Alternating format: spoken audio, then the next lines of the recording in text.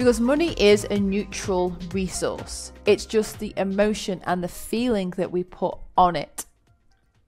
So money leaving to me is exciting because I am supporting my expansion, or I am supporting a family, or I am supporting a small business who can then support other people. Thank you, thank you, thank you. So try this next time you spend money, is say thank you every single time it leaves, and say thank you every single time it comes in. Even if it's a penny or a pound, I want you to be so aggressively grateful for this money that gets to support other people and also gets to support you as well. And it's interesting as well to look at your relationship with your partner or with other people and just feel into, would you treat your best friend like you treat money? Would you treat your partner how you treat money? Guys, money is a game. It gets to be fun. And all you have to do is listen. If you're listening to this and you're like, oh my God, I have not been treating money very well at all, it's okay. Awareness is the number one thing you need to really have in order to change. How can I redefine and recreate my relationship with money? It's almost like you've got a relationship that's broken down and you're committed to it. You want to be all in, you want to work it out. You might go and see a counselor, you might get external help. You can recreate this relationship. It's not something that is just there. You have the power.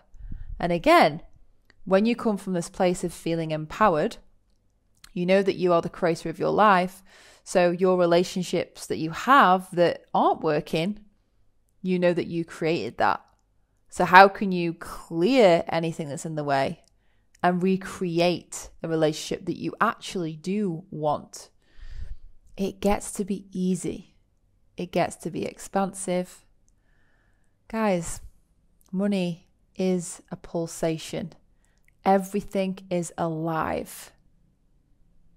And I want you to really think about this best friend, this intimate partner, and really just let that wash all over you. Let that feeling of, if I had the best relationship in the world, if I had this like nourishingly passionate, inspiring, abundant, devoted, committed relationship that is just so nourishing and expansive, that inspires worlds, how would that be? Now, for me, it's been giving money attention. Because I used to buy into the thought of ignorance is bliss. But like anything, business loves attention, money loves attention. And it's this balance between giving it intention, but also not being so controlling. Yeah, it's the whole butterfly analogy of if you had a butterfly in your hand and you held it tight, the butterfly would die. If you let go, the butterfly would fly out and it would escape. But if you hold your hands in a loose enough position where your fingers are touching, but there's space for the butterfly to fly, that is the ultimate energy that you want to have. And so giving it attention and intention, 5 to 10 minutes every morning, I sit with money. I have a date with money. And I look at what's gone out, what's gone in, where my investments are at. I give it attention. It loves attention. And I ask money, what do you need from me today? How can I serve you better today? Have a chat with it. Imagine it's sat opposite you on your cushion and just ask it, what do you need today? Or what do you want to share with me today? Just be present, intentional, have no judgment, just be super grateful. And then I'd love for you to actually have a date with money. Maybe just be like, oh, would you like to go on a date with me? I'm just feeling like I really want to treat you. I just feel so grateful for you. And I'd love to take you out for lunch. And just go out for lunch. Treat yourself. Treat them. Just have a date, have a chat, flirt with them, and just be like, oh my gosh, this is the best relationship ever. It's so fun and supportive and flirty and nourishing and all the things. Do that once a week. And then just think about, what would you do if you were having a love affair with money, and let's just say money had to go traveling to Africa for a month for whatever reason? Oh my gosh, you'd just be so like in devotion to them. You'd write them a love note. How would that love note be? That love note of devotion. You know, just imagine that money is packing its bags and it's just going to Africa to help some people. And you want to slip a little love note in the suitcase. So when they get there and they arrive, they get to read this love note and they fall even deeper in love with you. And you're so devoted to them, even though they're not with you right now.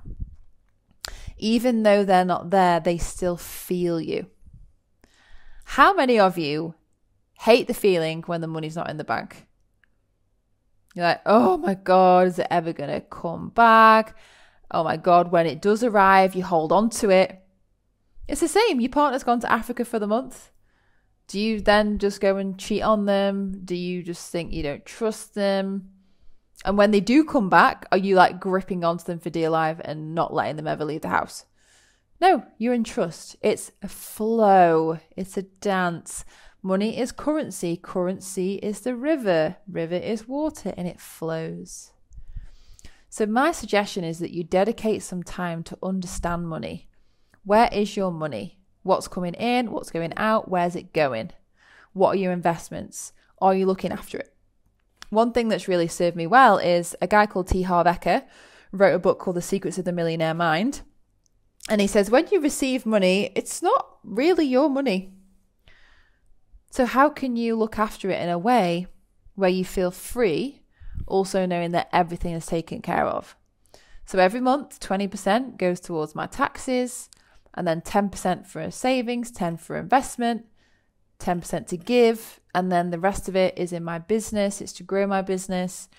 And so that makes me feel good. So back in the day when I was a model, maybe I would have like $5,000 in the bank. I'd just think that was all my money. I'd spend it all, and then I'd have no savings. I'd have no money for my tax bill because I'd just flippantly just spent it all. So if you have that and you aim to put some money aside every single month, like a percentage of your earnings, and then every 3 months, add on 10%, add on 30%, just watch that money grow.